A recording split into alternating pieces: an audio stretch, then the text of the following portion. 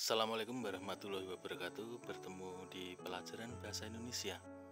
Untuk kesempatan hari ini kita akan belajar tentang struktur teks deskripsi.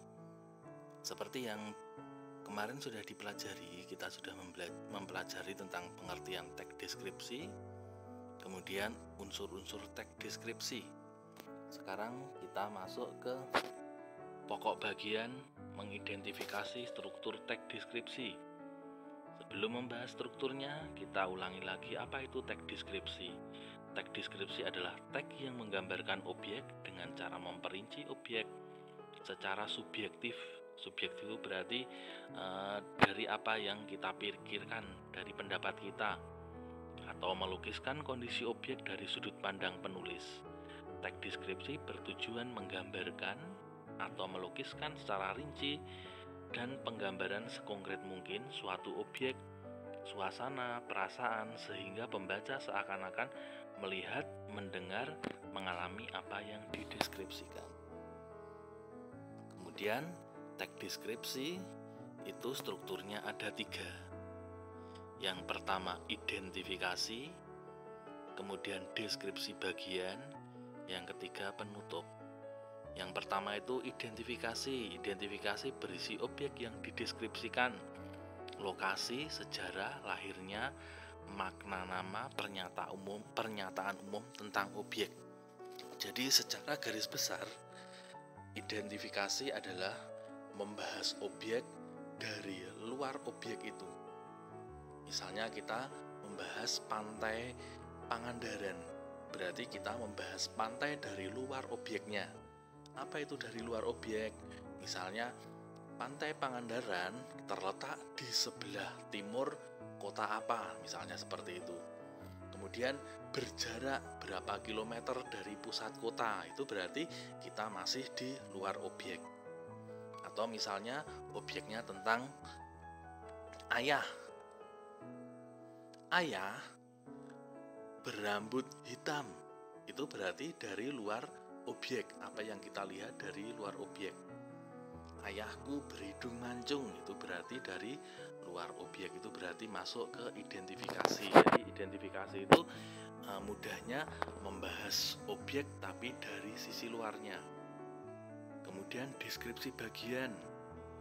Deskripsi bagian adalah berisi perincian bagian objek tetapi diperincikan berdasarkan tanggapan subjektif penulis. Perincian dapat berisi apa yang dilihat, bagian-bagiannya, komposisi warna, seperti apa objek yang dilihat menurut kesan penulis.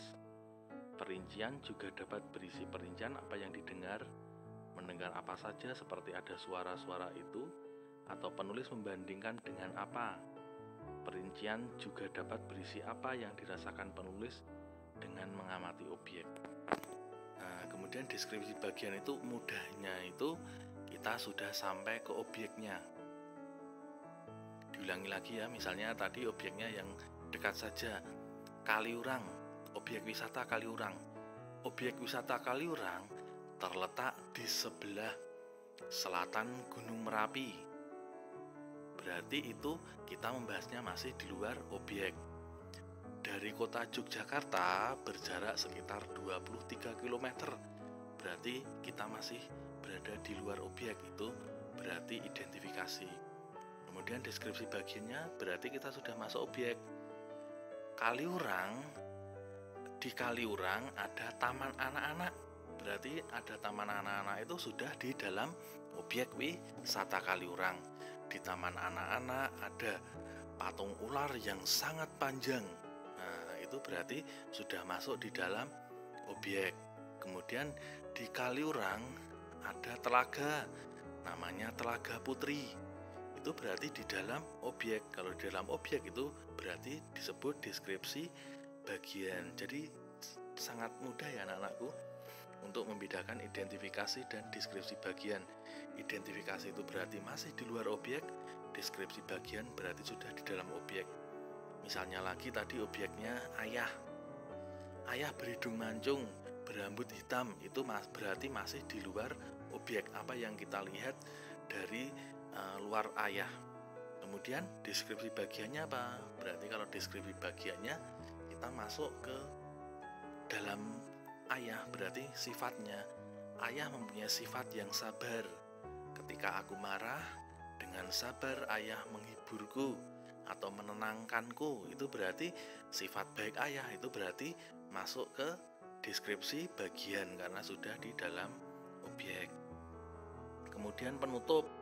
Penutup itu berarti kesan yang kita rasakan setelah berada di objek itu. Misalnya ketika di Kaliurang perasaanku sangat tenang, itu berarti ada kesan di situ. Kesannya apa? Tenang. Itu berarti masuk ke kesan. Jadi seperti itu ya anak-anakku. Kita lanjut ke contohnya saja. Ini struktur teks deskripsi, itu ada identifikasi, deskripsi bagian, kemudian kesimpulan atau kesan. Kemudian jenis-jenis penggambaran teks deskripsi. Ini berarti kalau bagian deskripsi itu berarti sudah masuk ke deskripsi bagian, itu sudah masuk ke dalam objek. Deskripsi bagian berdasarkan ruang, berisi perincian bagian ruang objek yang dideskripsikan. Misalnya penulis mendeskripsikan bagian pintu masuk, bagian tengah, bagian belakang. Perincian ruang juga dapat menyebut nama-nama ruang-ruang dan cirinya. Itu berarti kalau objeknya rumah. Misalnya rumahku berada di dusun Cemoroharjo. Itu berarti membahas rumah dari sudut luar, itu berarti identifikasi. Rumahku ada 3 kamar tidur, itu berarti sudah masuk ke dalam objek, itu berarti deskripsi bagian. Pintunya berwarna merah, misalnya seperti itu, berarti deskripsi bagian. Kemudian deskripsi bagian berdasarkan anggota-anggota bagian objek, berisi perincian bagian-bagian yang dideskripsikan.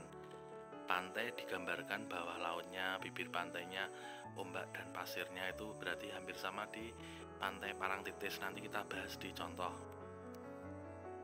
Kemudian deskripsi bagian berdasarkan proses suatu berlangsung.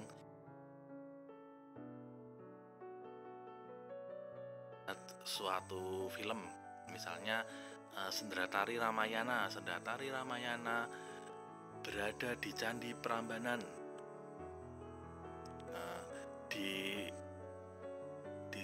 ditayangkan setiap bulan purnama, itu berarti masih di luar objek. Kemudian kalau di dalamnya apa?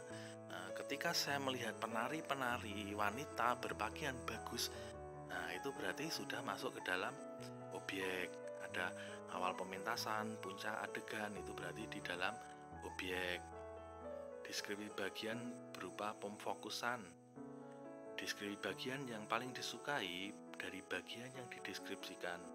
Contohnya bagian yang saya sukai dari perpustakaan ini adalah ruang bacanya. Itu berarti kalau ruang baca sudah di dalam objek, itu berarti masuk ke deskripsi bagian. Langsung saja ke contohnya supaya mudah. Di sini ada Pantai Parangtritis. Kita lihat paragraf pertama. Salah satu andalan wisata kota Yogyakarta adalah Pantai Parangtritis. Itu berarti masih di luar objek. Itu berarti masuk ke identifikasi. Tepatnya Pantai Parangtritis berada di Kecamatan Kretek, Bantul, daerah istimewa Yogyakarta. Itu berarti kita masih di luar objek. Pantai itu terletak 27 km ke arah selatan kota Yogyakarta. Berarti kita masih berada di Yogyakarta, berarti itu di luar objek. Berarti paragraf pertama disebut identifikasi. Sekarang paragraf kedua. Pemandangan pantai itu berarti sudah di dalam objek. Di sebelah kiri terlihat tebing yang sangat tinggi. Itu ada tebing, itu berarti di dalam objek. Berarti masuk deskripsi bagian. Kemudian paragraf 3. Kemolekan pantai serasa sempurna di sore hari. Kamu tahu pantainya itu molek di sore hari. Itu berarti kamu di dalam objek. Itu berarti deskripsi bagian. Banyak wisatawan yang mengunjungi Pantai Parangtritis. Kamu tahu di situ banyak wisatawan, berarti kamu di dalam objek. Berarti itu disebut deskripsi bagian. Kemudian di kalimat sungguh indah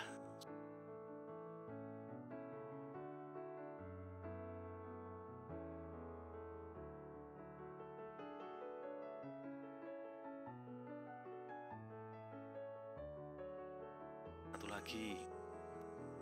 Pesona Pantai Senggigi, paragraf pertama.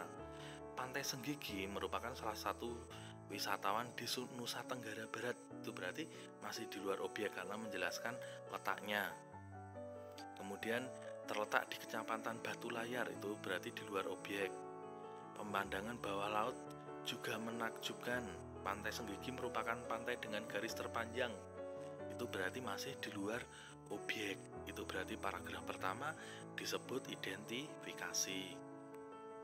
Sekarang paragraf kedua, memasuki bibir pantai berarti kamu bisa merasakan angin laut, ya toh. Kemudian di situ ada angin yang terasa mengelus kulit, itu ada majas di situ, berarti itu di dalam objek toh. Itu berarti disebut deskripsi bagian. Kemudian di sini paragraf ketiga, pemandangan bawah laut Pantai Senggigi juga tidak kalah mempesona. Kok tahu pemandangan bawah laut? Berarti kamu di bawah laut menyelam, itu sudah berada di dalam objek, berarti disebut deskripsi bagian. Begitu juga paragraf keempat, pemandangan bawah laut itu berarti di dalam objeknya, berarti deskripsi bagian. Kemudian di kalimat terakhir di sini ada wisata Pantai Senggigi menawarkan sejuta keindahan dan kenyamanan, sungguh pemandangan yang menakjubkan. Berarti di situ ada kesannya menakjubkan, berarti itu disebut kesimpulan atau kesan. Jadi sangat mudah ya anak-anakku. Teks deskripsi itu strukturnya ada 3, identifikasi, deskripsi bagian, kesimpulan.